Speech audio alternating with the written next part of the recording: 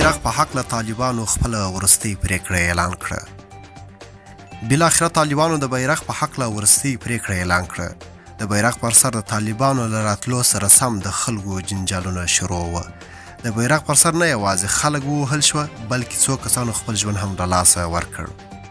یو خوا به د طالبانو مشرانو ویل چې هیڅوک په بیرغ کار نه لري او باید خلک تنګ نه کړل شي، بل خوا به طالبانو د بیرغ پر سر خلک وهل او ټکول. خو اوس تازه طالبانو یو مسوده چاپ کړې چې په رسنیو کې لاس پر لاس کیږي، چې 109 مادې لري، چې د دې په حق د ولسي جرګې غړي کمال ناصر وسلي هم یو پوسټ کړی او په 90مه ماده کې داسې راغلي: د افغانستان بیرغ سپین رنګ لري، پلنوالی د اوږدوالي نیمایي دی، په منځ کې مبارکه کلمه او په پورتنۍ برخه کې د افغانستان د اسلامي امارت ملي نښان پوښل شوی دی.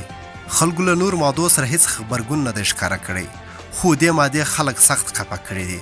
د رمضان مبارک په نوم یو چا لیکلی دی: زموږ بیرغ تور سور زرغون دی، دا کفن رنګه بیرغ یو سوچه افغان ته د منلو وړ نه دی.